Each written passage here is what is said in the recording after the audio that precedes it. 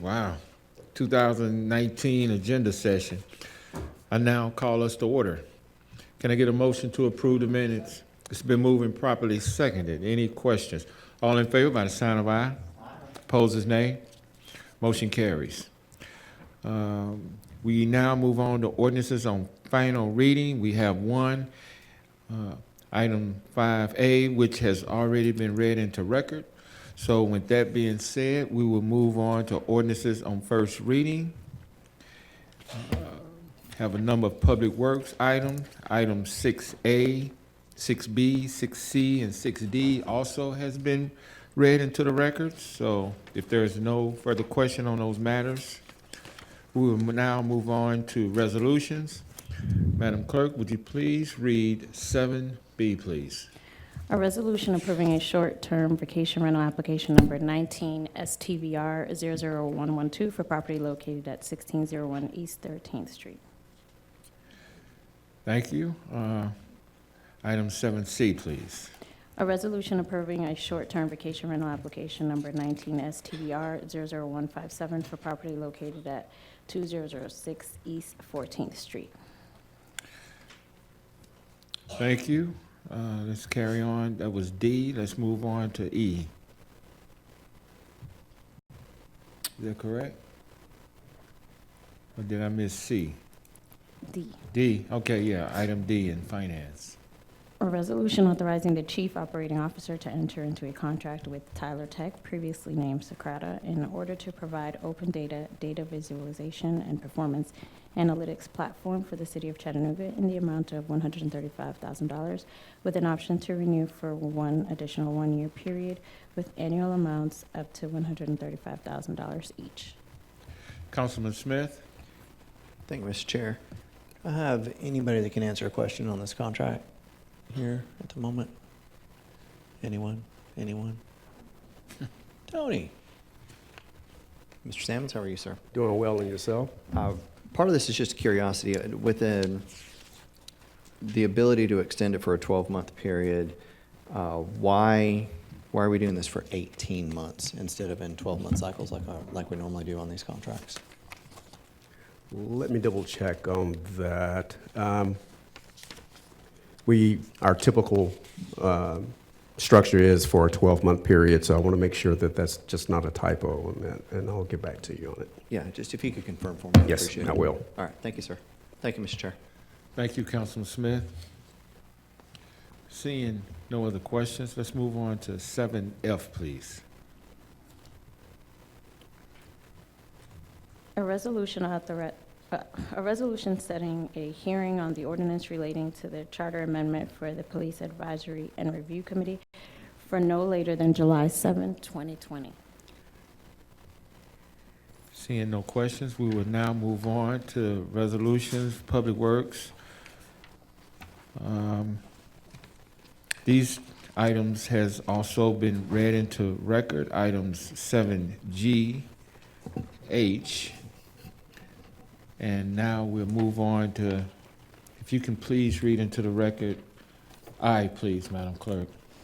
A resolution authorizing the approval of change order number 1 with Tradibi Environment Services relative to contract number E1606202, the former Lupton City Mill asbestos abatement project, for an increased amount of $63,296 for a revised contract amount of $308,396, plus a contingency amount of $25,000 for a revised amount not to exceed $333,396.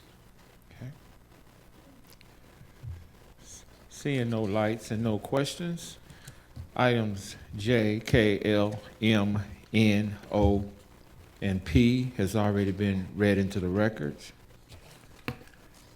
So, with that being said, that part of our agenda is concluded. There is no departmental report. Don't sit down. Now we'll move on to economic and community development. I'll now turn the chair over to Councilman Byrd. Thank you, sir. Second. Wow, look at my team. You guys are amazing.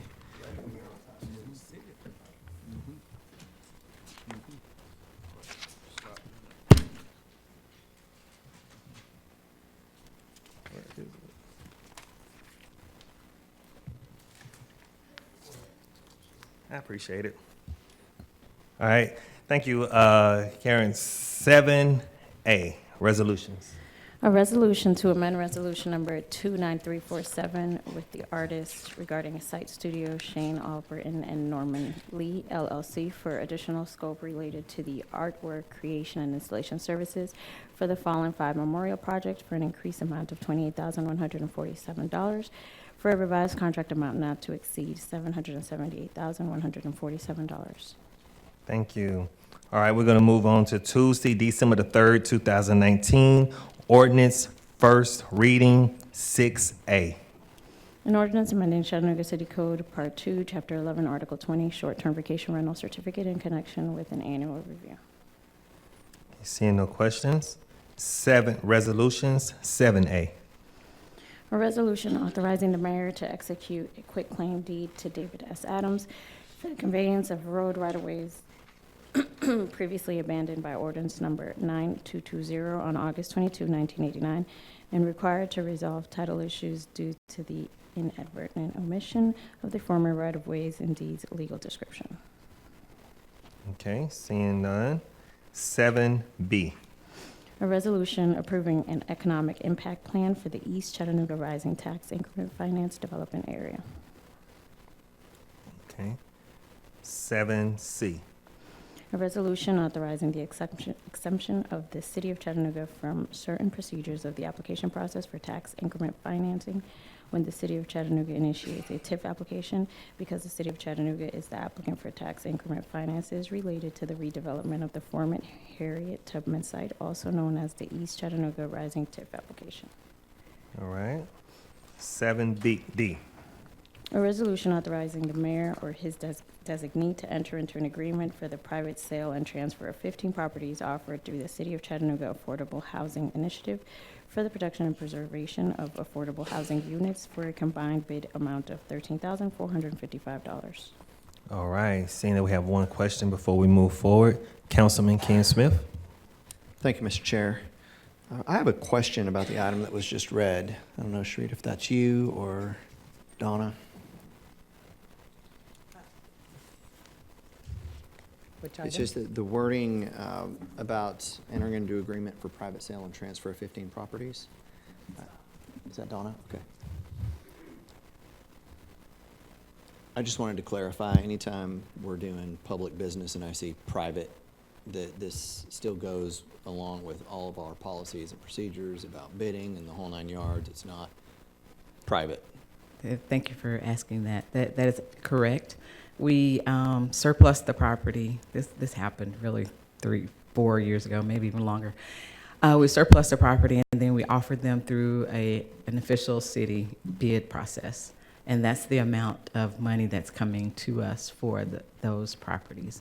And then they will be reserved by the bidders. The bidders will either build on the property if it's a vacant lot or renovate the house if it's a dilapidated structure for low-income tenants. But yes, sir, it was done through the regular city bid process. That's great. I would actually like to see the number much higher than that for a number of properties that we can get into this deal. I just wanted to Yeah. confirm the Yeah, process well, of the and- sale of the properties. Sure, and we may get into this next week at the 130 section, but these are pieces of property, most of them that when they were first offered, there were no takers at any amount.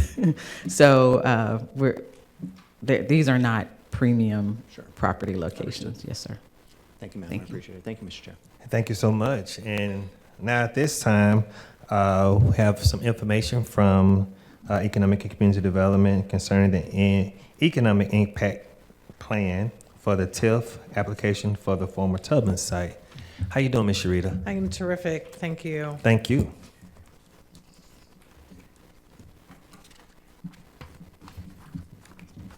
The presentation that we have prepared today is similar to the presentation that we presented on October 8th. We have simply updated the slides, a few of the slides in response to some of the questions from the community, and those will be incorporated. We will highlight those as we get to them. And so again, I want to start with the overview of this 6-year redevelopment process. We've been hearing from the community that we are rushing this process, and we have put together this framework to help everyone understand that we've been working on this for 6 years now. The first phase of this redevelopment process was essentially a 3 to 4 year phase, which started with the acquisition of the site, the demolition of the site, cleanup of the site, and getting the site ready to be able to bring a project to the site. So by the time we started in 2015 and ended 2013 and ended in 2015, we had roughly $6.5 million into the site just to get it to the point where we were able to market it. At that point, the site was still zoned residential. It sat vacant for roughly 2 years with very little interest in the site. So in 2017, the City of Chattanooga Economic Development staff, in partnership with the Chamber, decided to pursue a strategy of zoning the site for M1 to make it a certified site through the state. So the image that you see there is a screen capture from the Tennessee Department of Economic and Community Development's website for certified sites. And all of those little yellow dots that you see throughout the state, all of those sites are certified. And if you look at Hamilton County, there are no certified sites at Hamilton County. Again, this was 2017. So our goal was to apply to the state for a site development grant to get the site ready so that we could recruit a project to the site, but also put ourselves in a position to be shortlisted. To date, we had not been shortlisted for a project on the site. So we went through that process. This body approved the matching grant, which was $100,000. We applied for a matching grant through the state to do all of the due diligence studies. So what happens with a certified site is all of the due diligence studies have been completed, the remediation studies, are there any brownfields, the soil testing, the phase 1, phase 2, all of the utility easements are located and plotted. We know exactly what happens from an endangered species standpoint. Do we still have protected bats on the site, or do we not? Are those trees still there? Have those trees been removed? So we went through the process to complete all of those due diligence studies so that when a company was comparing our site to another site, we had answers to all the questions that we had, and they were able to compare apples to apples. Again, we started that process in 2017. We were awarded the grant in 2018, and then we started going through all of those due diligence studies. We completed those studies in early 2019, and at that point, and roughly July of this year, we made application for the site to be certified. So again, screen capture of certified sites in the state, and then this is a October 2019 screen capture of the same Tennessee Department of Economic and Community Development website for certified sites. You'll see roughly 7-8 sites have been sold in that last 2-year period, and again, we still did not have any certified sites in Hamilton County, and our goal again was to get our site ready for that. Now, as we were going through this process, we started to attract some attention. So the minute we applied for site certification for the Tubman site, that notification goes out through the state, and companies are then starting to look at our site. Again, part of the process of going through that site was the due diligence studies and the rezoning. As we went through this, these are the community engagement activities just from the Office of Economic Development. This does not include community development. It does not include some of the other organizations that had sort of speaking engagements around Tubman. These are the ones where economic development asked to put Tubman on the agenda to talk about bringing jobs to Tubman. So we started in September of 2017 having these conversations. And again, if you look at this list, it includes neighborhood associations, community groups. There are 2 nonprofits, includes RPA in a couple of those. We've got some joint community meetings. We've got some neighborhood associations. And then we end up in November of 2019 with a Tubman Steering Committee Town Hall meeting presentation. Again, this is 18 months of community outreach with Tubman on the agenda to discuss bringing jobs to Tubman. So we engaged, we covered all of the community engagement during that 18-month period. And this is what we heard from the community. A little bit of everything. The items that are bold and in blue are the items that we heard loudly and clearly and often. So we heard no chicken plant on the site. We heard we want jobs on the site. We had other people who said they didn't want any jobs on the site. They just wanted housing on the site. We heard everything from mixed use to single use on the site. We heard UGC on the edge. And again, if you go through all of those items that are listed, you'll see that there was some conflicting interests from the community. We had community groups that were married to absolutely no housing on the site, and community groups that were married to absolutely no jobs on the site. And that put the city in the position where we had to decide either we do nothing, keeping in mind there's no consensus from the community, or we do something, trying to find a middle ground to make the different communities happy, recognizing that there will be trade-offs, and we went through that process. And so as a result of that process, that's how we got to Nippon Paint USA. Now, we're covering this company today because this company is the anchor project for the site, and it's also the anchor project that is creating the TIF increment that leads to a TIF district that will help renovate and revitalize the community development in and around the site. Again, this body already went through going through what the paint company is. You know, they're headquartered in Osaka, Japan. They've got headquarters. They operate out of Cleveland, Ohio. They have a headquarter operation in New Jersey. They have operations in California and Phoenix. This is particular automotive paint plant. They have other automotive, other paint industries, but this one is just focused on the automotive piece. Again, it's just going through everything that we've covered before, just sort of the context from the chamber standpoint as to why the chamber's bringing jobs to a particular community. The chamber has a new vision and a new strategy where they're looking at how do we bring jobs to communities that actually need jobs. And so this slide kind of covers why there's a need for a company with accessible jobs to come into East Chattanooga. Again, project details, 150 new jobs, $61 million in capital investment. There are places where you will see the number 59. 59 million is the taxable real and tangible property taxes that generate the increment. There's another 2 million in soft costs. So there are times where you will see 61 million and 59. That's a difference in the two. And then here's the average wage. Again, East Chattanooga, there are indirect jobs that will be created as a result of this. And some of this happens when the 150 jobs are created and then people take their salaries and they spend their money locally and it recycles through the community. There are indirect jobs that are created from that. And so this is the indirect investment that's calculated as a result of the project. Going back to stewardship, we're getting a lot of questions about, it's a chemical company. They make paint and they use chemicals, and what are the safeguards around that? And so this is a company that has a history of being a good steward in the communities in which they're located. They respond to and are subject to all of the regular OSHA standards, all the environmental standards, all the EPA requirements, a lot of those standards that are in place now that we didn't have 50 years ago. And so this company is fully compliant with all of that, and we researched all of that when we were looking at this company. Again, in closing on this piece, their facility is also going to be LEED certified, looking at some of those standards. Job details, we covered this before. Average wage, 13 to 31 an hour. Entry level is $13. You're looking at, most of the jobs are between the $16 to $22 range on the jobs training, job shadowing, job mentoring.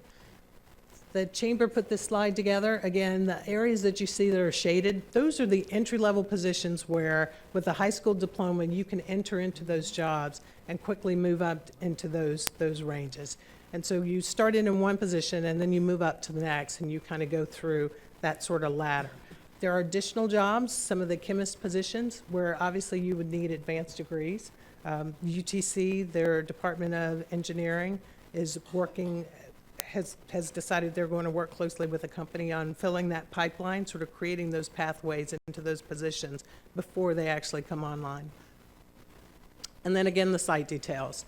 Out of the 44 acres, the company's taking roughly 29 acres of the site. That leaves another roughly 15 to be redeveloped. Again, they are looking at, as a result of the rezoning process, there were conditions put on the site. It's also in a neighborhood, so rather than building a 270,000 flat square rectangular building on the site, they're building their facility in a series of smaller buildings, which is more of a campus-like feel for them. So this will be their campus-like headquarters that will service not just the Mazda Toyota facility out of Huntsville, but it will also service other OEMs, both in Canada and Mexico. And they're slated for construction first quarter 2020. Land donation, we've kind of been through that. The performance, we're in the process of starting the sewer relocation on the site through Public Works. And then community partnership. They are planning on working with our Department of Workforce Development to create pathways and pipelines to fill the positions. On-the-job training, they will have some shadowing where some folks will be hired and will go up to their Ohio facility for training and then come back here.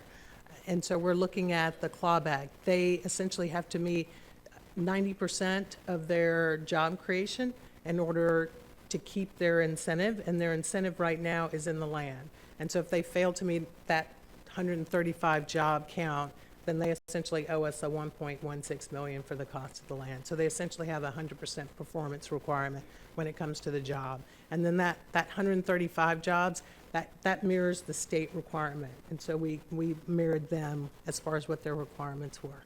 And so that's kind of an overview, a quick overview of, this is a 6-year redevelopment process. We're not rushing it. We've been working on this a long time. This is the project that we identified based on all the community feedback that we received over an 18-month period, and using all of that feedback, trying to come up with an appropriate project that would give us the capital investment to make the TIF happen.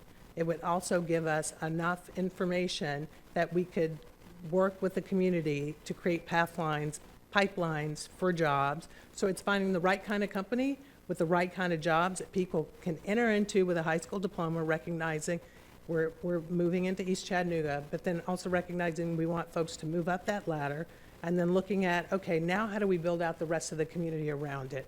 And that's where we go into the TIF, and Jermaine's going to talk a little bit about the TIF, where we are today, what happened with our application review committee, the scheduling of the public hearing, and sort of the next steps. Good afternoon, members of the council. Jermaine Freeman, Economic Development. And so, as Sharita mentioned, me. I'm sorry. Go I ahead. do apologize, Yes. Jermaine. We have a question from the Councilman Darren Lefford. If you hold on one second. Sure. Thank you, Chairman. Sorry, I wanted to catch you before you try to get birds sometimes. That's okay.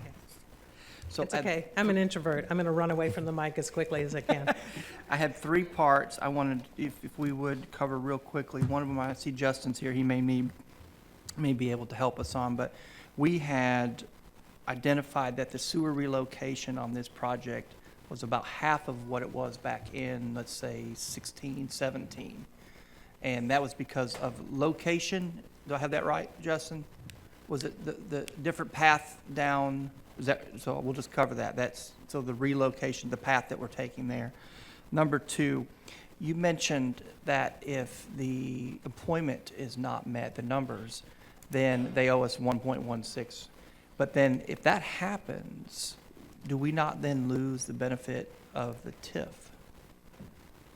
No, we do not. We And do so not. The TIF is tied to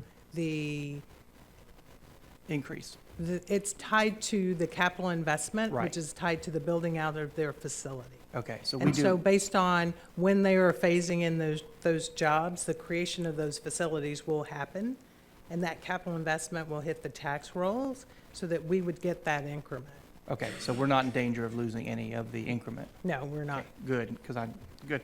And then, Jermaine may talk about this in a second, but I was wondering if there are any ancillary partnerships that are in the works, as side conversations to what we had kind of heard out in the community that might come along with this. Have we made any progress in any of those conversations? I think the city has been invited to attend some of those meetings. I do not know at this point where the Tubman Steering Committee stands on their next steps for negotiating any additional agreements with the company. Very good, thank you. Thank you, Chairman. Thank you, sir. Councilman Gilbert. Yes, sir. Tremaine, you can ask this. That 1.6, is it the property, the taxes, what is that 1.6 on the clawback? The 1.6 was the value of the property, is what the clawback is.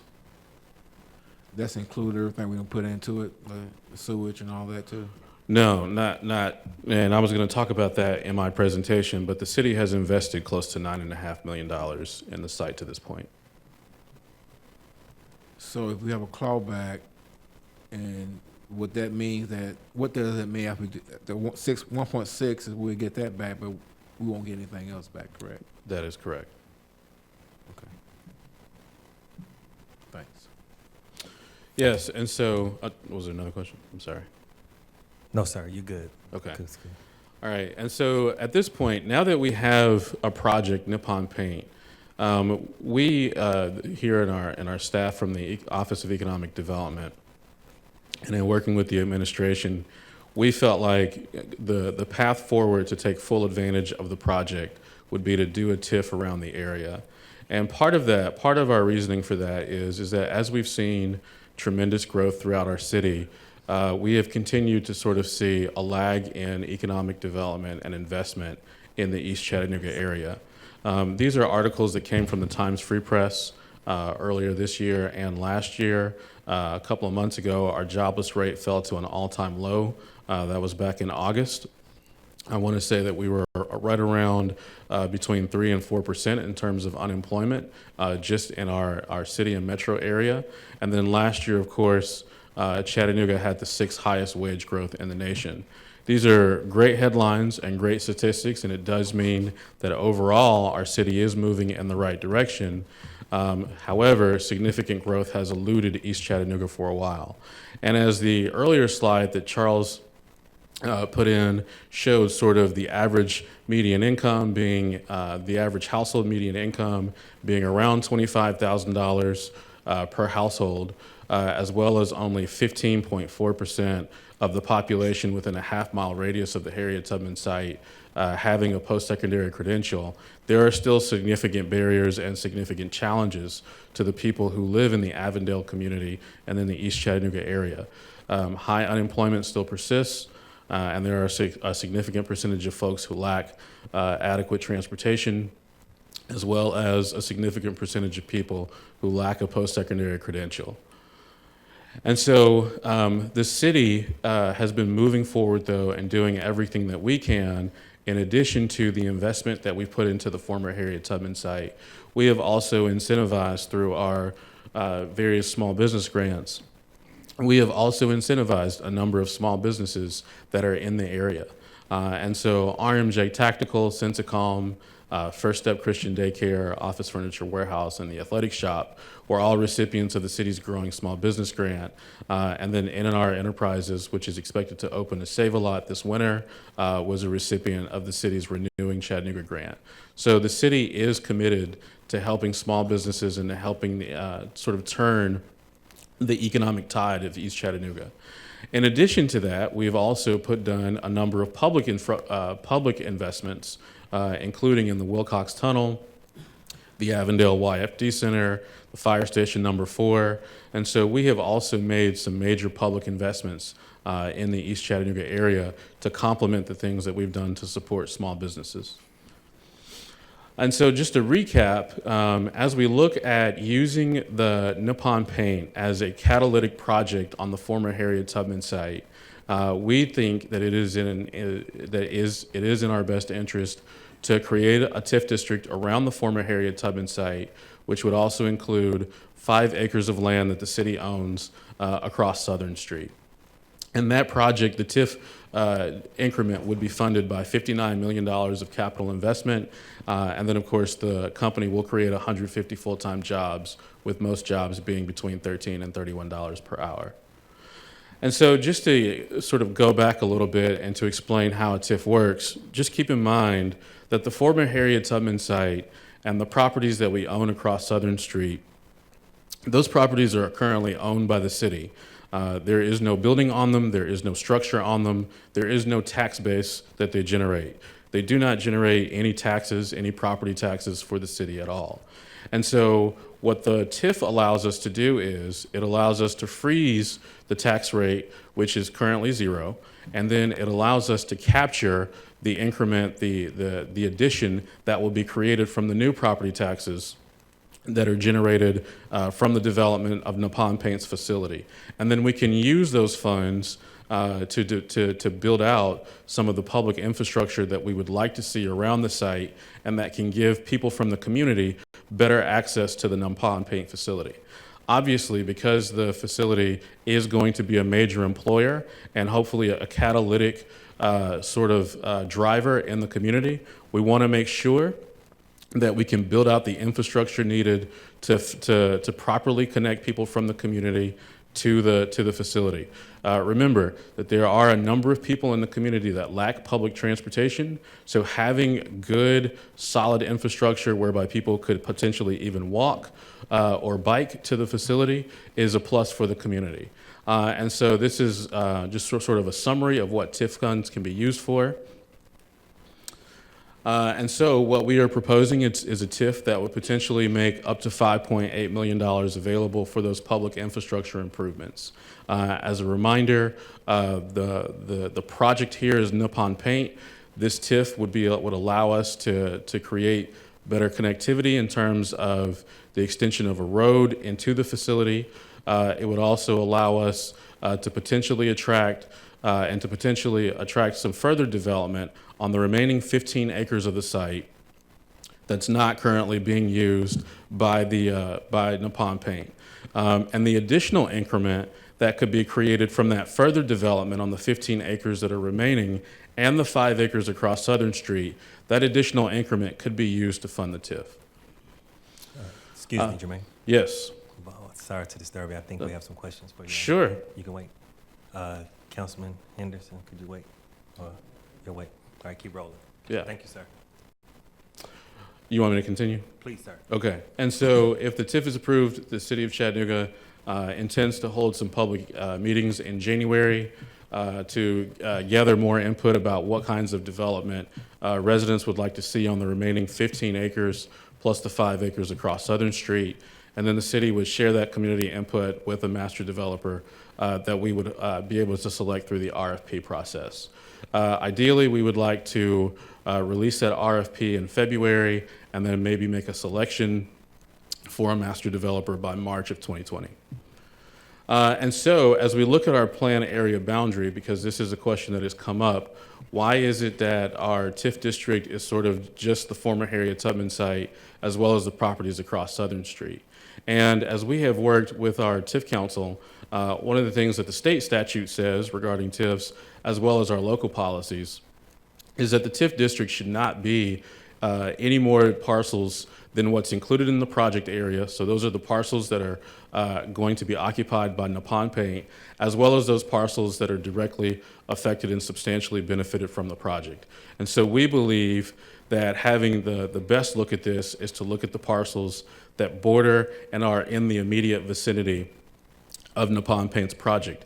I know that there has been interest in sort of expanding the TIF way beyond to other parts of East Chattanooga, and I think that again, I don't think that coincides with what the state statute and what our local policy says in terms of how we should define a TIF boundary for a TIF district. But then two, that also dilutes the amount of increment that we have to use for the redevelopment of the immediate former Tubman site. Because obviously the larger you expand the district and the more acreage and miles you include in the district, the more that money that you generate from the increment now has to be spread over a larger area for public infrastructure. And so this is another picture of our district. The bright yellow indicates the roads, the roads that are part of the TIF district that could potentially be improved and sort of lengthened. Ideally, we would even potentially want to build out and continue to build out sort of the street grid to improve that public infrastructure. This is another graphic of the parcels that are included in the TIF district, which includes 23 parcels. And so why a TIF now? And so the best answer to that is we, the city, collectively, have been working on trying to use the Tubman site for economic development for almost 6 years. And so we've got to start the process somewhere. And so given the fact that we've been working on this since 2013, we've invested nearly $9.5 million into the site.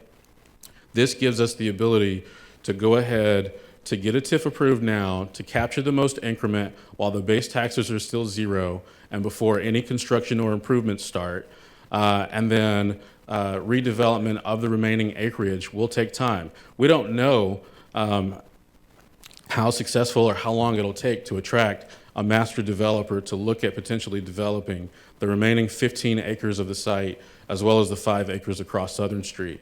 But we do know that having the ability to use tax increment to build out some of those public infrastructure improvements that a potential developer would need help with will help us to attract a master developer. And so this is sort of where we are in terms of our steps. So our application review committee met to discuss the TIF application and the process to date, and they set a date for November 14th for a public hearing at a specially called meeting of the Industrial Development Board.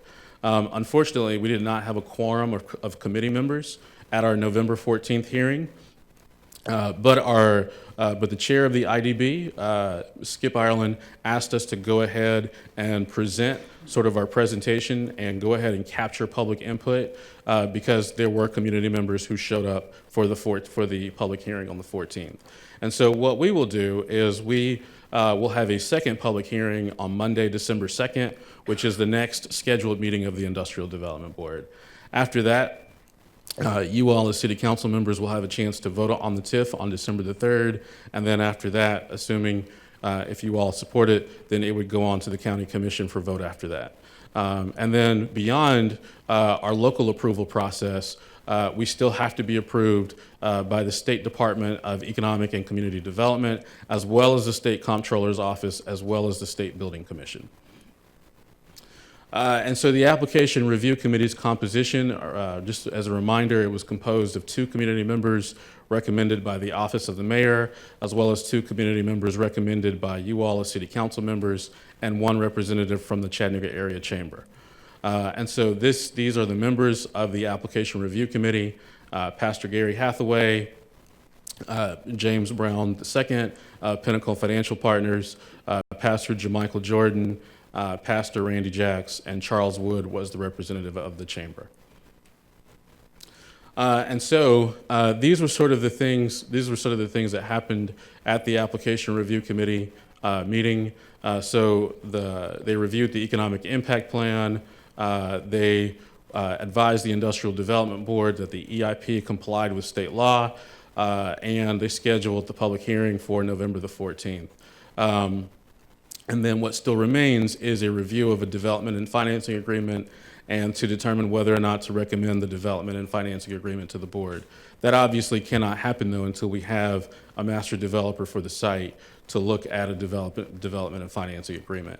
And so some of the issues that the application review committee sort of asked about or raised were how much available tax increment was available, the boundaries of the TIF district, the process for reviewing the development and financing agreement, the application fee, and local business preference and opportunities for construction jobs. And so what the application review committee recommended at the ARC meeting was to basically allow for any additional increment that is generated from the redevelopment of the additional 15 acres that Nippon Paint is not occupying, as well as the 5 acres across Southern Street. They felt like any redevelopment that happens there that generates increment, that increment should be included as being made available for the TIF. And then the application review committee also felt that sort of a waiving of the following things made sense for the city, given the fact that the TIF application is actually designed for real estate developers and not really designed for the city as an applicant. And so a waiver of having to pay the application fee, a waiver of the requirement to provide 2 years of financial statements, a waiver of having to provide a development and financing agreement at the time of application submission, and a requirement that a loan closing occur within 90 days. All of those things are things that would be much more pertinent to a private developer than the city as an applicant. And so this is the resolution that we will ask the Industrial Development Board to vote for on this Monday, December the 2nd, since we have the support of the Application Review Committee. And then that's the resolution that we hope the Industrial Development Board will forward to you all. And so the next IDB public hearing, again, will be set for Monday, December 2nd at 11 a.m. here in this room. and it will be a continuation from the public hearing that we started on November the 14th.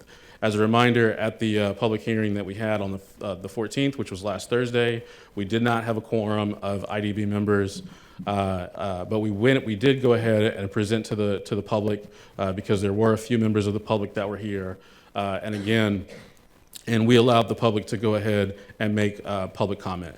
And then again, we will continue our public hearing on December the 2nd. And so again, after that, if everything is approved, we would be looking at doing some additional community input meetings in January. We tentatively have 2 community input meetings planned to meet with residents from the area to get their feedback on what they would like to see on the remainder of the former Tubman site, and then to make that information available in an RFP to a potential master developer. We would like to release that RFP in February and hopefully have a master developer selected by March. And with that, I'll take any questions. Got a lot of them. All right. Good job. Thank you. Sure. Great presentation. Councilman Darren Leffert. Thank you, Chairman. Can we go back to your hand-drawn model of the TIF? Sure.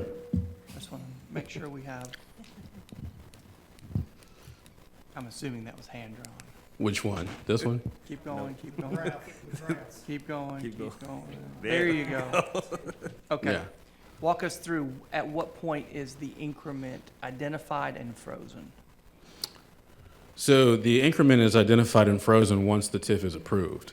So once the TIF is actually approved, then the taxes of that base year, which would be this year, 2019, that's frozen. So given the fact that the tax base is zero, it would be frozen at 0. And then next year sort of starts the clock once the TIF is approved. And so all increment from that point on is counted towards the increment. Is this once the plant is built and reassessed? No, it starts immediately. How much increment are we hoping to capture in year 1? So on average, we're looking at approximately $292,000 worth of increment per year. And most of the capital investment will actually happen, is actually scheduled to happen in 2020 in terms of most of the build out for the facility. And the estimated time frame to collect 5.8? So that's 20 years. And so 20 years gives you, so let's look at it like this. If you could only draw from the increment at $292,000 per year over 20 years and 20 steps, then you get to $5.8 million. The net present value of that, though, is roughly $4 million because there is the possibility that we might, in order to have access to all of the money up front, there might need to be an issuance of a bond. And so that would incur interest of approximately, we think, $1.8 million. But $1.8 million is an estimate, and state law requires us to have an estimate and to cap the interest at a certain amount. Okay, so these margins are pretty close. Yes. Okay, thank you, Chairman. Thank you. Good question, Councilman. Councilman Chip Henderson. Thank you, sir. Jermaine, go back to the project overview for just a minute. This one? Yeah. No, one more. I guess it's the TIF. I'm sorry, the TIF overview. Right there, yeah. Yes, sir. Okay. So ordinarily, we would have a description of what is the increment is going to be used for. Absolutely. In this case, it's a little bit up in the air. Because we're still waiting for public input. Right. So are we going to include that last paragraph as far as what the TIF money will be used for? I mean, it's going to be specifically for public infrastructure, Yes. right? And that'll be Yes. in the wording. Yes. And then will it have examples, just as this does, such as sidewalks, roads, street lighting, public parks? Yes, so this wording is already in the economic impact plan, but yes, it will also say that in the development and financing agreement. Okay. Yes, That's what I was wondering, if that would actually read that way in that. yes. Then go to the street grid for just a minute. And I'm not sure if I understood you correctly, but Right. what's in the bright yellow right there? So the bright yellow Is- are the streets that we would improve, or the streets that we would improve as part of the TIF district. But that's not where the entire $4 million is going as far as Correct. infrastructure. Correct. Ideally, we would like to take these other streets that are just to the east, so on the right side of the yellow line, and possibly the streets to the south, and we would like to potentially extend those streets into the property as well to sort of rebuild the street grid. So I actually, did I see or hear of a design where we would have a street basically running parallel with that? I don't know if that's the west or the south border of the project. I don't think that we would have a street run, we would have a East, street. not west, but east, I guess. Is this thing acclimated to north and south the way you got it on? Yes, this is north and south. The orientation of the site sort of has a funny sort of orientation, so it's not directly north and south. Okay, so the line that separates the project from the developable acres. Right, so that's the orange line. Yeah. That Are we runs- did I see at one time a street proposed to run along that line? No, I think No? so. I think our street would run east and west into the facility. I think you're asking about the street, the specific street that the company has asked us to rebuild, and that street would run east and west to give access along an east-west corridor. So it would be perpendicular to that orange line, rather than And where parallel. would it be located in relation to the developable? So ideally, I believe, so it's going to be closer to, it's hard to point it out, but if you look at the abandoned streets in the site, Yeah, it's going to be closer to that third line at the top, okay. so the northernmost abandoned street. Okay. All right, thank you. Thank you, Chair. Vice Chair. Councilman Gilbert. Jermaine, I got one question. Yes. In your presentation, you said East Chattanooga. Is it East Chattanooga or Avondale? Well, so this is Avondale, but a lot of the public investment that we've made has been in East Chattanooga, and we hope that this project serves as a catalyst for all of East Chattanooga. As someone who has grown up here, my great-grandmother grew up in East Chattanooga. My great-grandmother lived in East Chattanooga. I'm really not sure where she grew up because she was my great-grandmother, but she lived in East Chattanooga. But she did not live in Avondale. But having said that, from a personal perspective, I haven't seen any major investment in the East Chattanooga area for a number of years. I think that is something that we are very aware of as staff members, and so we are hoping that this project can really serve as a catalyst, starting with Avondale and hopefully making its way out to the rest of East Chattanooga. So this is a Avondale/East Chattanooga project. Yes. It's a City of Chattanooga project, essentially, though, because you all, as city council members, we could not have done this process without you, because you all sort of helped the mayor to start this process by approving the acquisition of the site. I remember you kept on saying East Chattanooga. I want to make sure I'm hearing it right. Sure, whatever you say, Councilman Gilbert. Thank you, sir. Yes. That's it. Thank you, Jermaine. That was awesome. One of the things about East Chattanooga, if you live out there like I do, a lot of people consider everything from the Ridge to Amnicola, East Chattanooga, with little pockets of Churchville, Avondale, Bushtown. All of these places kind of make up East Chattanooga, and I just think this is going to be a great situation for the entire community. I thank you, ECD, for all your hard work. I thank you to the council for listening and being a part of us thus far. And I don't see any more questions at this time, so I would say we are adjourned to 6 o'clock. Thank you. I don't want to talk to you right now. God, I don't like you. Cut my mic off.